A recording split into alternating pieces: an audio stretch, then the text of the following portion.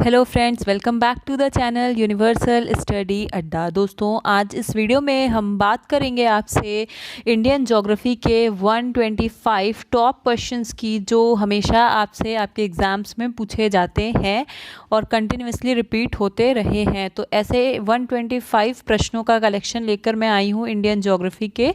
तो आपके जो ये 125 क्वेश्चंस होंगे, ये आपके जितने भी आपके कॉम्पिटिटिव एग्ज़ाम्स हैं, बीईओ आपका जो आने वाला एग्ज़ाम्स है, आपका सुपर टेट है, आपका यूपी टेट है, आपका सी टेट है, रेलवे है, बैंक है, एसएससी है, सबके लिए इंपॉर्टेंट होंगे। इस पूरी प्रश्नों की सीरीज़ को आप लाइन से देखते जाइए। मैं आपके लिए एक साथ 125 क्वेश्चंस नहीं लेके आई हूँ। हर वीडियो में मैं सिर्फ आपसे 10 क्वेश्चंस की बात करूँगी और उसकी पूरी डिटेल एक्सप्लेनेशन जो है वो आपको मिलेगी, जिससे आपको चीज़ें याद हो सकें। मेरा टारगेट सिर्फ 125 क्वेश्चंस को कंप्लीट कराना नहीं है, आपके सामने एक प्रश्नों की पूरी सीरीज़ को पेश करना नहीं है। मेरा टारगेट ये है कि आपको इन 10 प्रश्नों के माध्यम से कम 50 क्वेश्चन प्रिपेयर हो जाते हैं अगर आप उसकी एक्सप्लेनेशन को डिटेल से सुनते जाएंगे। और इस तरह से आपके हर वीडियो में ये 10 क्वेश्चन जो है वो विद एक्सप्लेनेशन तैयार होते जाएंगे। तो चलिए दोस्तों, इस वीडियो को अब स्टार्ट करते हैं।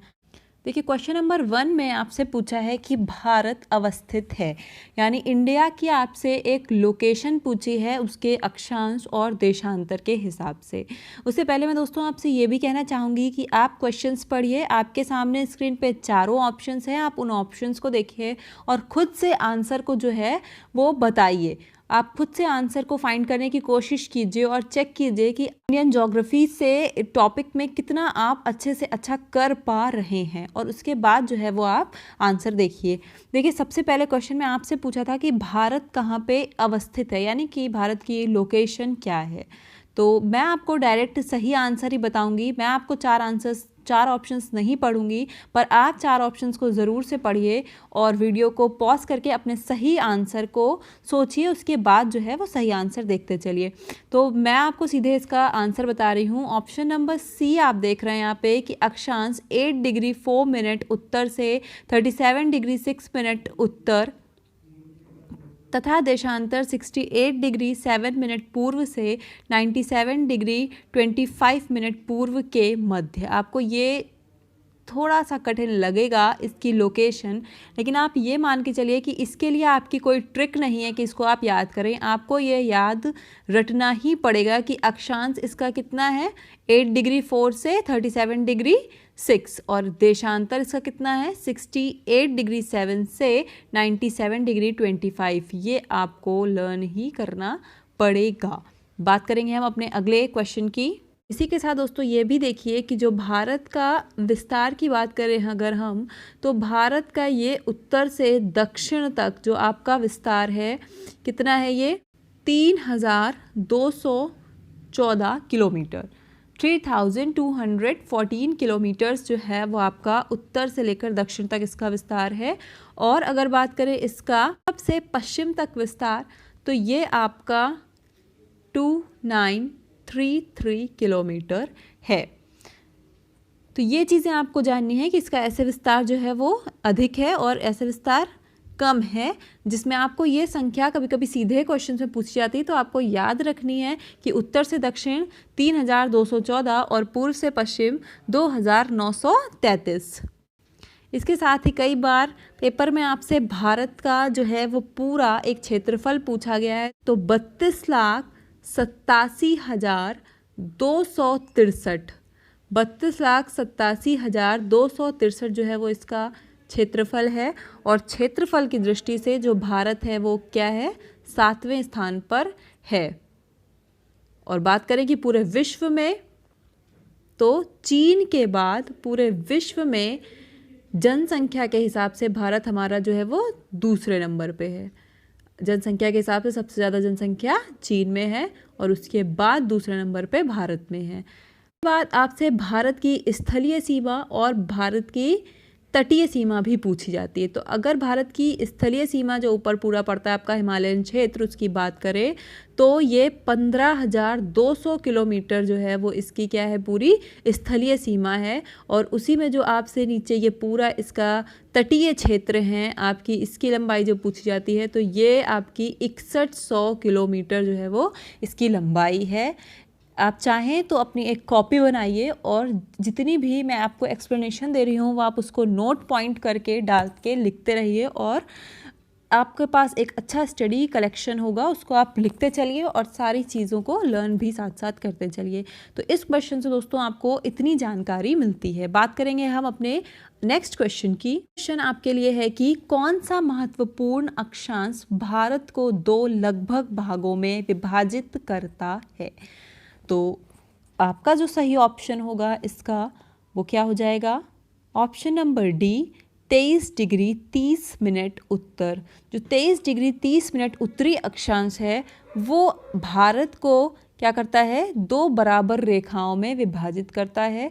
और आपके लिए मज़ेदार बात ये है कि ये जो 23 डिग्री 30 मिनट यानी 23.5 डिग्री का है, ये जो है कर्क रेखा के नाम से जाना जाता है। तो हो सकता है आपको ऑप्शन में रेखाएं अगर पूछें तो कर्क दिया हो, और अगर आपसे इस तरह से पूछे तो आपको ये डिजिट्स में दिया हो। अगर आपसे ऐसे पूछा जाए, अगर ऑप्शन में कर्क हो तो आप कर्क रेखा भी बता सकते हैं कि जो भारत को 2 भागों में विभाजित करती है वो कर्क है रेखा। और अगर आपसे अक्षांश और देशांतर में पूछा जाए तो option number D, 23 degree 30 minute उत्तर। लेते हैं हम अपना अगला प्रश्न। अगले प्रश्न में आपसे पूछा गया है कि निम्नलिखित देशांतरों में से कौन सा भारत की प्रामाणिक मध्याह्न रेखा कहलाता है। आपके ऑप्शंस सामने हैं आपके। बात करें अगर सही ऑप्शन की तो option number D, 82 degree 30 minute पूर्वी। 82 डिग्री 30 मिनट पूर्वी जो है ये क्या कहलाता है, भारत की प्रामाणिक मध्याह्न रेखा कहलाता है।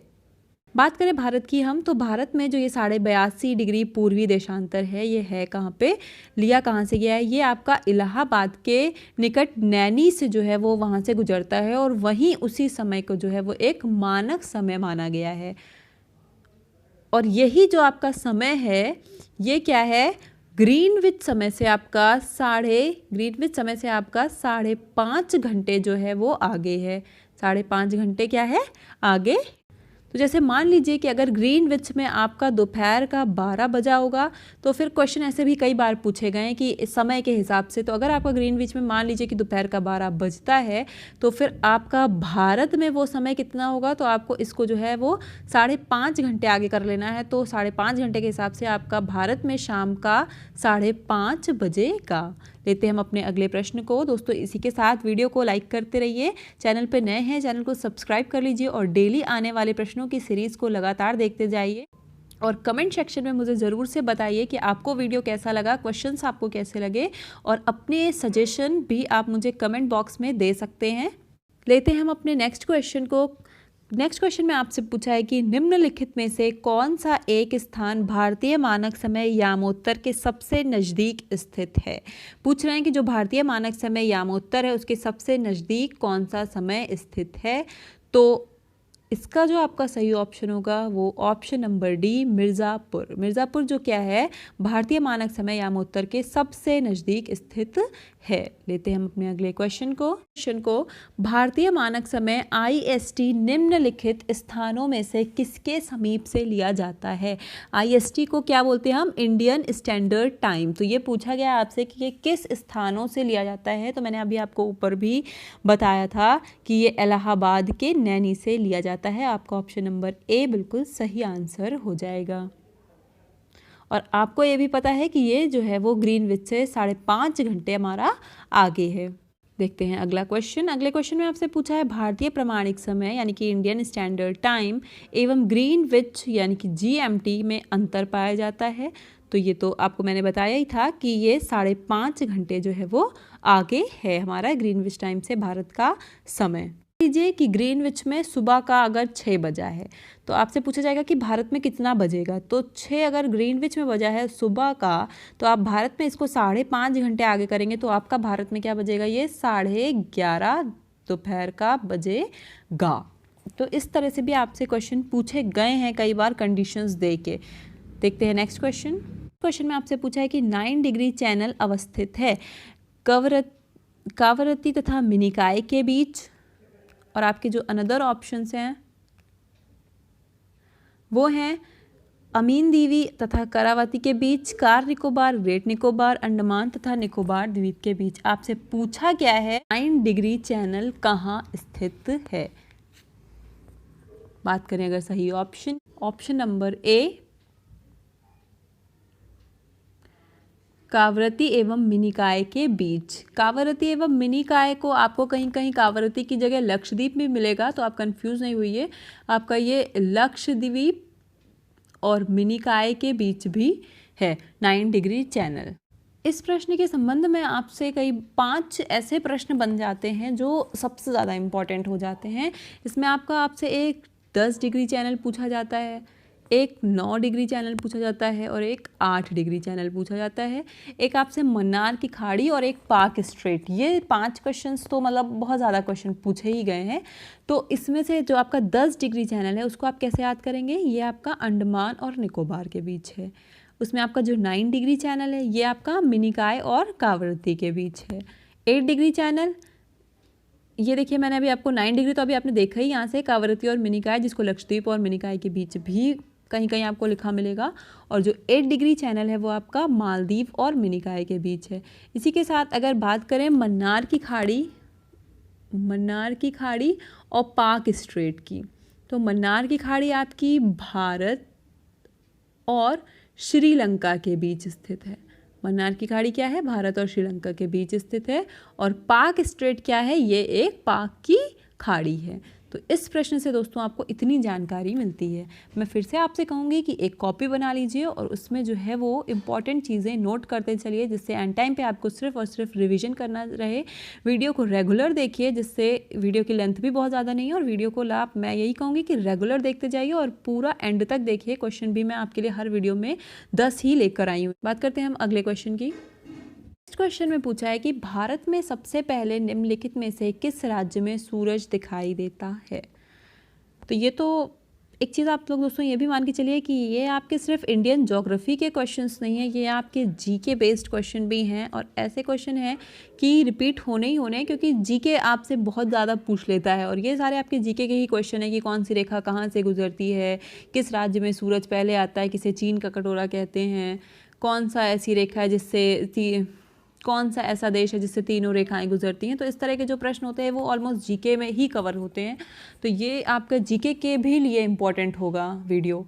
तो देखिए इसमें आपका जो सही आंसर होगा वो क्या होगा, अरुणाचल प्रदेश। अरुणाचल प्रदेश ऐसा राज्य है जिसमें सूरज जो है वो सबसे पहले दिखाई देता है। बात करें अगर अरुणाचल प्रदेश के बारे में, तो अरुणाचल प्रदेश की राजधानी जो है वो ईटानगर है। इसकी स्थापना जो है वो 20 फरवरी 1987 को हुई थी। अरुणाचल प्रदेश की स्थापना 20 फरवरी 1987 को हुई थी और राजधानी इसकी ईटानगर है। लेते हैं हम अगला question number 10, last but not least. लेते हैं हम अपने लास्ट क्वेश्चन को। और इससे पहले आप सभी लोग जो हैं वो वीडियो को लाइक कर दीजिए, कमेंट ज़रूर करके बताइए कि आपको क्वेश्चन सीरीज़ कैसी लग रही है। तो आपके लिए लास्ट क्वेश्चन ये है कि निम्नलिखित में से कौन सा स्थान भारत का ग्रीनविच कहा जाता है। भारत का ग्रीनविच किसे कहते हैं, आपको ये बताना है। बात करें अगर सही आंसर की, तो ऑप्शन नंबर सी उज्जैन जो है वो इसका राइट आंसर हो जाएगा। मध्य प्रदेश में जो उज्जैन है इसमें क्या है, मुख्य मध्याह्न रेखा और कर्क रेखा, यानी कि मध्याह्न रेखा और कर्क रेखा क्या करती हैं, दोनों एक दूसरे को काटती हैं। इसलिए जो है भारत का ग्रीनविच उज्जैन को कहा जाता है। दोस्तों इस वीडियो का आपके लिए जो क्वेश्चन है वो ये है कि भारत